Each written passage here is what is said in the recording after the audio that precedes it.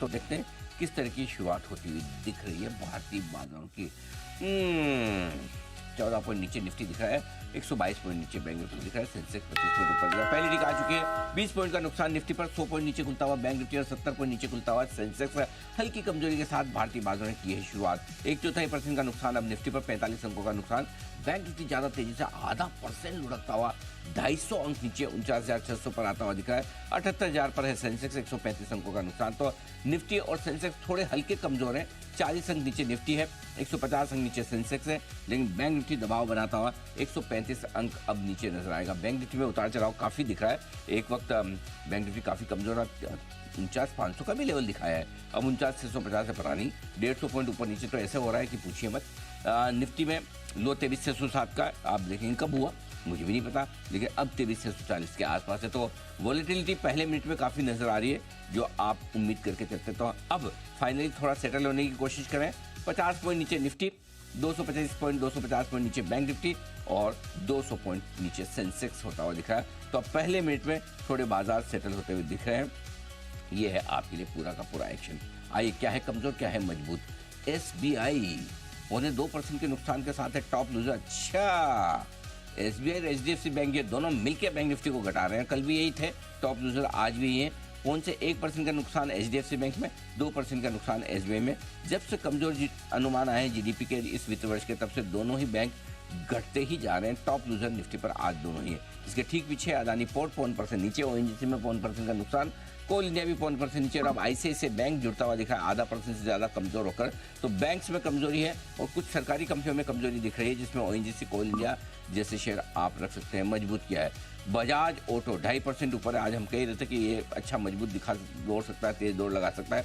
Tata Motors भी 1% ऊपर होता हुआ दिख रहा है। कोटक महिंद्रा बैंक में 1% की तेजी बनती हुई दिख रही है आपके लिए। ये है आपके लिए पूरे को पूरे मजबूत वाले स्टॉक। इन्फोसिस ½ % मजबूत खुलता हुआ दिख रहा है आज के सेशन में। टीसीएस भी तो देखें कैसा खुलना चाहता है या नहीं। आज रिजल्ट है इसके, नर्वस तो नहीं है कि लेट्स सी। नर्वस है, 5 रुपए पर कुछ करने के मूड में नहीं है, वेट एंड वॉच। आइए इंडेक्स एक बार फिर से, 23,635, 55 अंकों का नुकसान।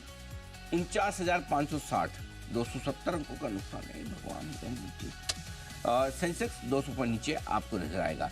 आइए वायदा कारोबार की तरफ। Naveen sorry, I am loving it. Naveen sorry 9% ऊपर है, एसआरएफ 9% ऊपर है।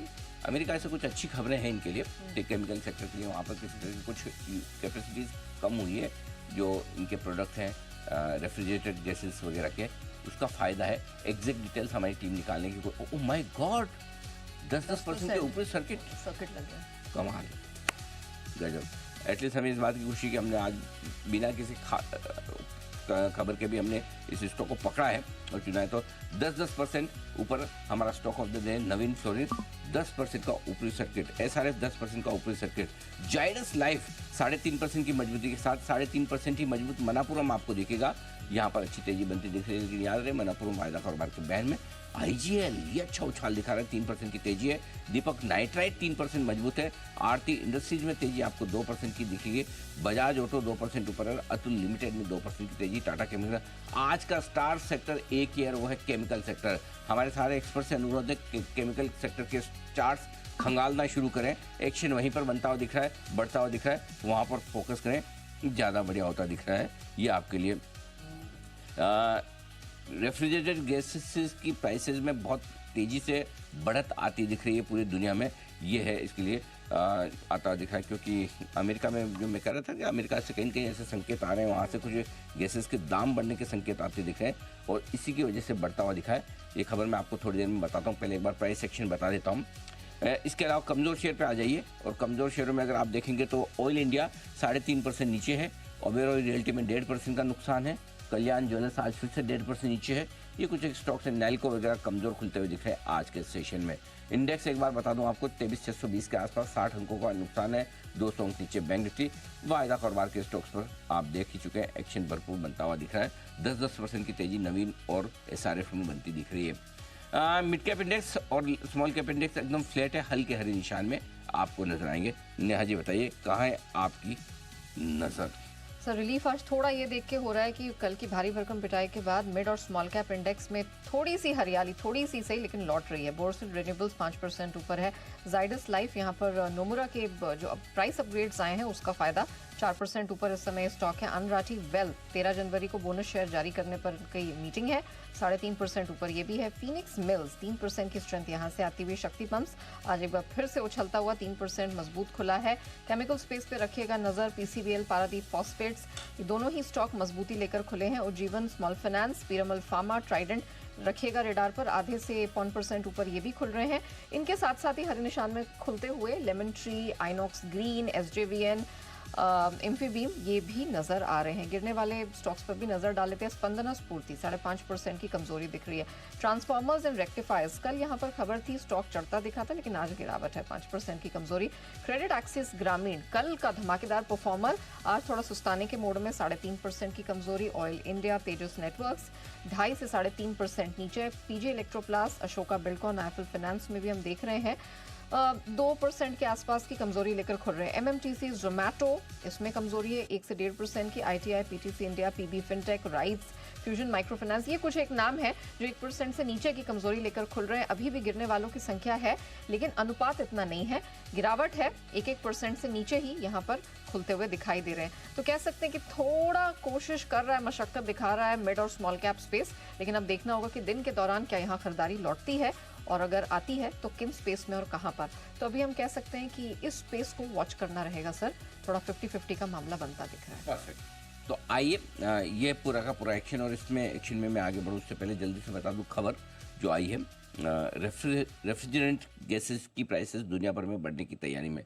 दो गैसेस हैं, एक है R32 और दूसरा R125, R32, R125।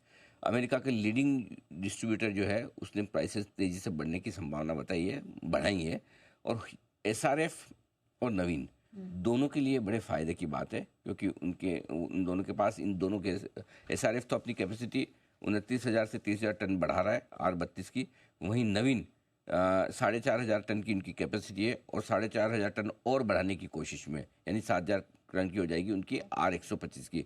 सो R32 की और R125 की दोनों की कैपेसिटी में, या नवीन एसआरएफ R32 और R125 दोनों की बढ़ा रहा है और नवीन की भी है, तो उस हिसाब से ये आता दिख रहा है। तो $1 अगर यूएस में R32 का भाव बढ़ता है तो एसआरएफ के लिए 260 करोड़ से इनका प्रॉफिट बढ़ जाता है $1 भाव बढ़ने पर भी। ये फायदा है, ये खबर आती है। तो कुछ कैलकुलेशन और हैं, इस पर हमारी टीम रिपोर्ट लेकर आ रही है, लेकिन बड़ी पॉजिटिव खबर है। इस वजह से एसआरएफ और नवीन फ्लोरिन दोनों ही स्टॉक जबरदस्त एक्शन में आते हुए दिख रहे हैं। अब 10% के ऊपरी सर्किट पर तो है ही। एक बार जरा फिर भी वागले साहब से राय ली जाए। वागले साहब, अगर आप चार्ट देख पाएँ तो नेक्स्ट टारगेट एसआरएफ के लिए, नवीन फ्लोरिन के लिए क्या बन सकते हैं? मैं आपको थोड़ा सा समय देता हूँ, आप आराम से देख लें, समझ लें, उसके बाद में बताता हूँ। तब तक आइए, एक और स्टॉक देने को तैयार है मेहुल कोठारी साहब, बिल्कुल उनके लिए सुपर कूल मेहुल।